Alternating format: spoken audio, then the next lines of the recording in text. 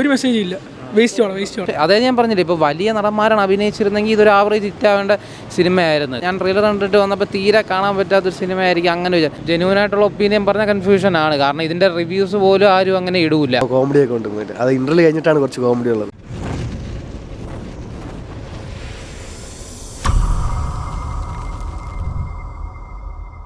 ഒരു വേസ്റ്റ് പടം ബ്രോ. ഒത്തിരി കൊള്ളത്തില്ല. ലവ് സ്റ്റോറി അങ്ങനെയൊന്നും ഇല്ല. ലവ് സ്റ്റോറിയാണ്, പക്ഷേ ഇഷ്ടപ്പെട്ടില്ല ബ്രോ. ഒരു മെസ്സേജ് ഇല്ല. വേസ്റ്റ് പടം. അഭിനയം ഒട്ടും പോരാ ബ്രോ. കൊള്ളില്ല ബ്രോ. കഥ ബോറ് കഥ. പ്രണയത്തിന് എന്തോ മാറ്റി വെച്ചിരിക്കുന്നു. അറിയത്തില്ല എനിക്ക്. അഭിനയ കാര്യം എല്ലാവരും നല്ലതല്ലോ, പക്ഷെ കഥ അത്ര പോരാ. സിനിമ ഒരുവിധം കൊള്ളാം. ആവറേജ് പടം. പ്രണയം കോളേജിൽ നടക്കുന്ന സംഭവങ്ങൾ ഒരുവിധം വിചാരിച്ചത്ര പറ്റിയില്ല. എന്നാലും ഒരുവിധം കൊള്ളാം, കണ്ടിരിക്കാം. ഫുള്ള് പ്രണയം.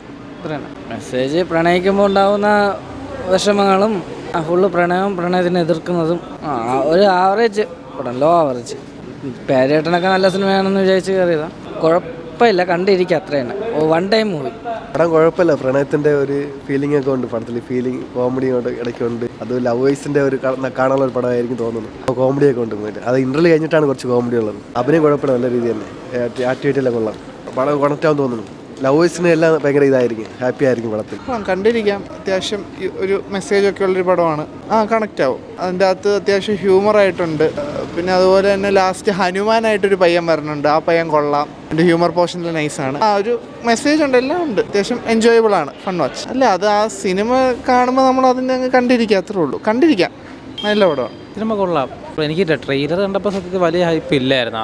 അത് വെച്ച് പടം കൊള്ളാം. ഈ ചെറിയൊരു സ്റ്റോറി കുറച്ചും കൂടെ കിടിലമാക്കായിരുന്നു. നല്ല മേക്കിംഗ് ആയാലും ഞാൻ ട്രെയിലർ കണ്ടപ്പോൾ ഒരു സീരിയൽ ലെവൽ അങ്ങനെ വിചാരിച്ചാണ് വന്നത്. പക്ഷേ അല്ലാതെ ഇപ്പോൾ ആർട്ടിസ്റ്റുകൾ ആക്ടിങ് ആയാലും കൊള്ളാം.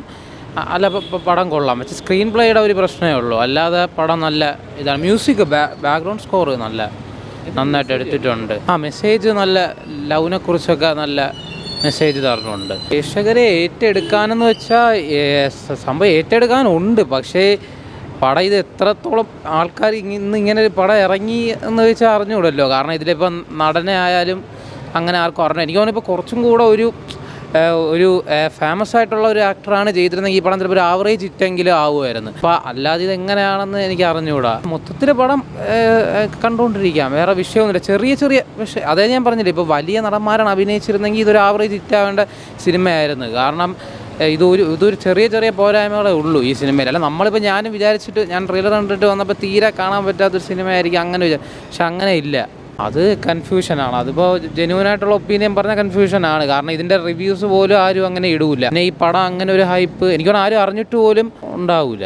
ഒരാൾ നോക്കുമ്പോൾ പടം നല്ല ഇഷ്ടമായിട്ടുണ്ട്. ഈ ചില സീൻസൊക്കെ ട്രിം ചെയ്യാൻ തോന്നി.